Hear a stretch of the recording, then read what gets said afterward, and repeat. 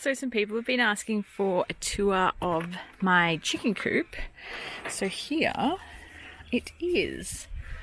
So first off, I've got double doors leading in because the girls do like to try and get in the gate. So by having two, I know they're never going to get out into the outside world, the scary outside world. So this is what I call the chicken courtyard. So the girls are always allowed in the courtyard 365 days of the year. The rest of the garden, as you can see, there's gates fencing it off, so they're allowed in sometimes, and then other times they are locked out.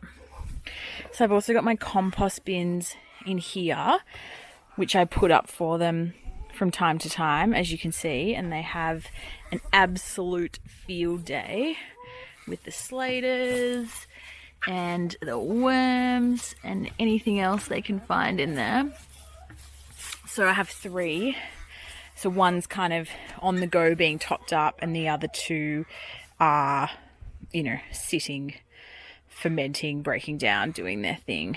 So I just rotate which one I'm using at the time. So here I've got some citrus, a fig, and a blueberry. And what I do is I put kind of bricks and rocks at the bottom of the trees. Otherwise, they would just dig up all that soil and completely ruin the tree roots. Wouldn't you, Cindy? You'd scratch that up in no time. So you can see this mandarin has got the same thing. So they can get in there, they can keep the weeds down, but they can't really do too much damage to the roots. Here I have a feijoa and a lavender. These have managed to get established enough that even though there's no coverage on the roots, they're kind of fine, managing happy, and they get some nice fertilization from the chickens. Out here I also have like a misting system from the roof. This goes along here. So this on hot days will provide like a light mist into the chicken coop to cool the chickens down, and also kind of helps with the watering of these guys out here. So I have that set up on a like a timer system there, so I can just check the weather forecast and then put it on when it's needed and leave it off when it's not. So then you go into the actual chicken house, which is here, which has a gate on it too. Occasionally I want to lock them in or I want to lock them out. So here I've got the roosts. You always need roosts for chickens to sleep on. They don't sleep on the ground unless they're unwell or not in good condition or possibly a bantam, but usually they sleep off the ground, and you need to have some kind of layered way for them to get up. So they'll jump either on the high chair or on the stump here and then kind of make their way up the layers. I have the high chair there that I found in hard rubbish. They like perching on it, so I leave it there. They have these tube feeders, one here and one on the door there. I really like those because the food doesn't get wet. Really hard for rats and mice to get in and easy to top up. So you just pour the food in there and then the chickies peck it out the bottom.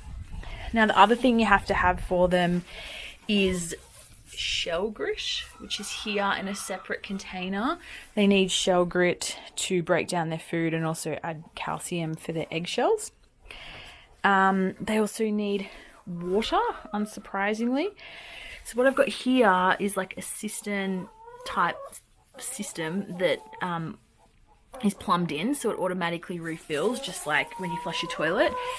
So plumbed in there, and then there's like a ball valve, so once the chickens drink the water out of these cups, yes, hello, we see you, we hear you.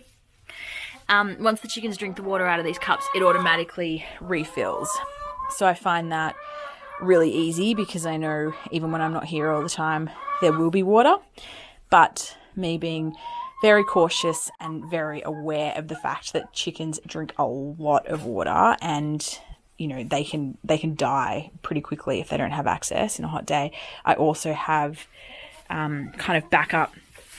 You see on the compost bin there, like that ceramic dish is like a backup water dish, and when it's really hot I will do other backup water dishes just to make sure, because a chicken can drink 1/2 liter of water a day. So not only do you need to make sure it's there, but you got to make sure there's enough for all the chickens to drink. So on the floor of the chicken house I have straw, and I probably replace this every couple of months. I just kind of fluff it up and rake it so the shit kind of falls to the bottom, and then I use this straw to mulch all my garden beds. So they get mulching for water retention and weed suppressant, but they also get a nice fertilization from all the chicken poo. So the other thing you need is nesting boxes. I have 6, which actually is probably overkill because generally they lay in the same box. Probably for 10 hens, like 2 would be totally fine. So you can see here, I actually have a little chicken, or she's a big chicken, in one of the nesting boxes.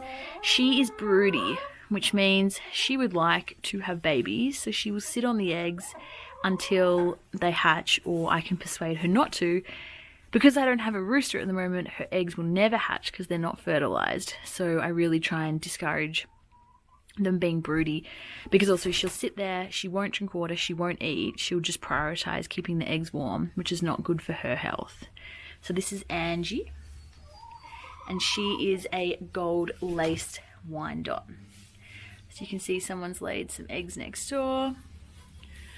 We've also got some eggs up here and an egg here. So this would probably be a day or two's worth. I usually get 4 or 5 a day. So depending on whether everyone's laid today or not. These are actually roll-away nesting boxes, which means the idea is they lay the eggs in there and then they roll down into here, which you can see I haven't collected the eggs for a while. But the chickens really like laying eggs in the straw, so because the straws there, the eggs don't roll away, so I manually put them in there. And I've done that the entire time I've had chickens, so I probably wasted my money buying a roll-away system. But if the roll-away system, if the chickens did use it, it would have been brilliant. But they're not so happy with it. They prefer the straw. So really, any box that's that kind of size, a chicken will lay an egg in. It doesn't have to be a fancy contraption like this one, as you can see. And of course, they just need some way to get up into the nesting boxes as well. Here, this massive tub is what I use for dust bathing. So chickens really need a dry place to do their dust bathing, and in winter that's hard to find outside because it's so muddy. So here I have a mixture of like chaff, diatomaceous earth, sand, dirt, charcoal, whatever I can get my hands on, and they will jump in there and flap about and basically clean themselves using the small particles. Really important for keeping lice off them and things like that. The fact that I have a nice pile of shit here is new and says to me that someone has decided to perch on the side of the dust bath to sleep, which is a little bit annoying, but better than sleeping in the nesting boxes and shitting on the eggs. That is really annoying. So I'll just clean the shit out and hope that whoever that is decides to go back on the perch tonight over here.